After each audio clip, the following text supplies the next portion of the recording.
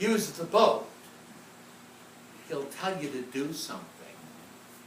And it will sound weird. Now, that's where most people go, okay, this is getting weird. I'm through with this. We're going to get that to a minute. The important thing is, this is the important thing you got to see here. Jeremiah, we got through that. Okay, God's kingdom works in us to move from hope to consider the possibility that God can use us. Now, this is the next step. God will inconvenience you. No, I can't do that. I had planned this. And God goes. And you're going like, what? And he's like, fine. This is the scary thing about God. You can say no anytime you want to. But all you're going to do is be a dirty little fisherman. Go on here. Okay. All right. Possibility in my life. See, these guys are not talented. He uses the situation. How is he using Peter? The guy owns a boat. Okay? He's using the guy. That's all. And Peter hasn't come with it. Later on, Peter himself starts preaching, but that's way later on. Jesus moves outside. The important thing to understand here, Jesus is moving outside of formal religion. If you notice, he went to a synagogue. The first place he went to was a synagogue, and he gets permission to speak, and they say, listen, we know you. You're Joseph's son. Have you noticed? This is the thing. If you notice, you got to understand small town politics. They say, is this Joseph's son? Is it? We never really clarified that. Mary got pregnant. Is he yours? That's a little small town gossip there. You got that? You get that nasty little thing in there. Is this Joseph's son? Where do you get off telling us what to do? So he's rejected from formal religion, and he's speaking from a boat. Why would he do this? If I was God and I was setting up my son as Messiah, I'd have him speak from the temple, wouldn't you? Because the trouble is, over the years, formal religion gets traditional, and tradition smothers the Spirit of God. Now, there's nothing wrong with tradition itself, but you can't let it steer the boat. You got to be open to what God is saying, okay? That's what's happening here. Okay, Peter, you see, the important thing he says, move out. Peter has to decide. When Jesus says, okay, we're done with the sermon, put the boat out on the water, he can say, excuse me, I've been working all night, I'm done. I'll see you after I go home and sleep and see my wife, okay? Could Peter have done that? Yeah. And the whole thing would have ended. But he says, because, well, John the Baptist backed this guy, I met him, I saw something in him, I'm going to do that. He's not, see, God will never compel you or me to grow spiritually.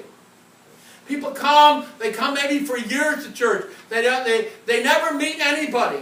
You know, there's people who've been come to the church for like 10, 12 years, and you say, do you know Joe Johnson? I never heard of him. He's been sitting there for 12 years, but he hadn't been part of anything. Joe Johnson, I know as pastor, will ultimately come to me and say, you know, I don't feel loved in this church.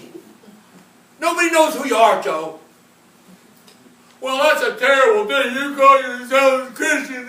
You understand? I mean, we're feeding you free food and coffee downstairs. We got all this stuff going on. You don't want to be part of any of that. Okay, there you go. You see, God is not compelling you to grow spiritually. He asks you. He gives you a possible thing to do. He's inviting you to move from just empty hope. You know, about prayer. You ever notice about prayer? Remember when you were a kid and you get the math test back and you got a D-? You remember doing this when you're like second grade? You close your eyes and you had just seen Peter Pan on Walt Disney the night before. You close your eyes and I'm wishing. It's going to be an A+. A+. And you look up and if you notice it didn't change? That's hope.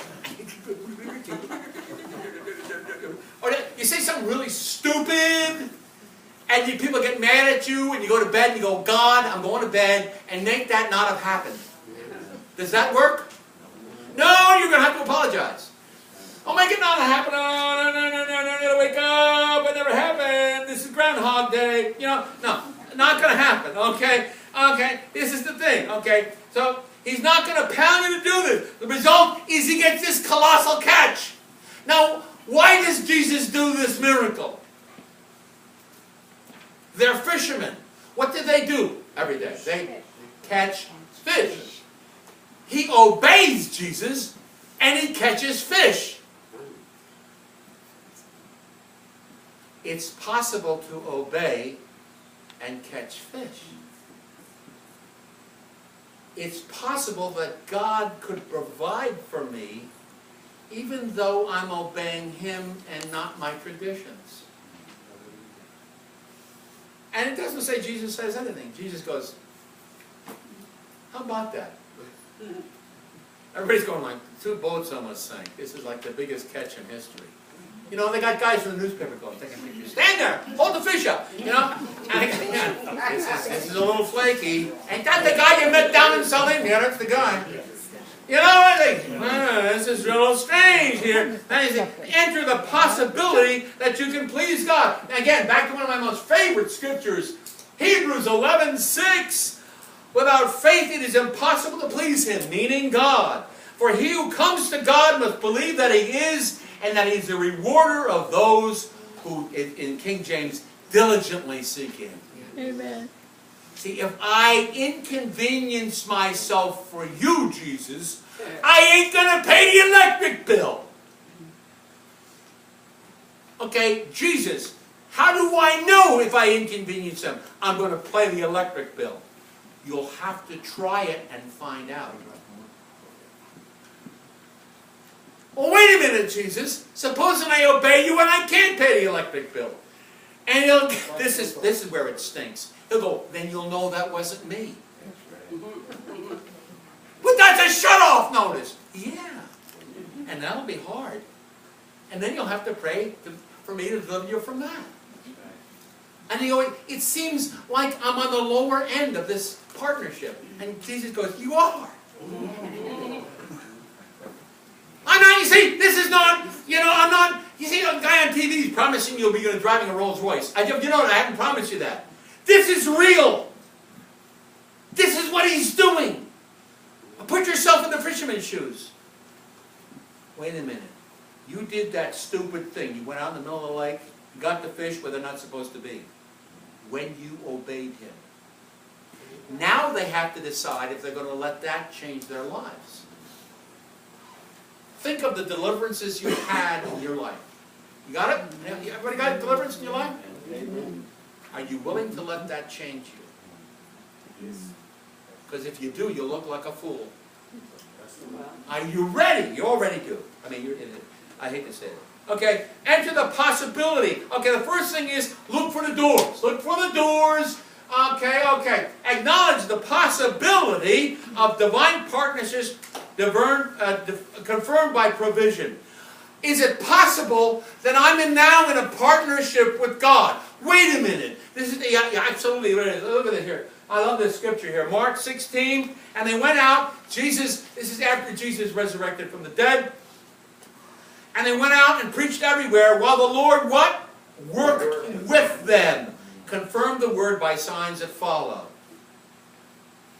God is calling you and me to partner with Him in the work of the kingdom. We sing all these songs, my life is yours, I give myself to the potter's hand. Oh, come on. Have you really? Because that's really scary. Because bills are due. And you got that problem in your family. And this is the big one. This is what the enemy always does. You remember that sin you committed on March 1st, 1995? The big one. That nobody knows about. Devil's sitting right next to you going like, well, guess what? The big guy in the sky remembers that. And he sure ain't going to ask you to work for him. How many people have ever heard that voice? How many people are hearing that voice right now? You understand? That's not God. I'm telling you right now, that's not God. None of these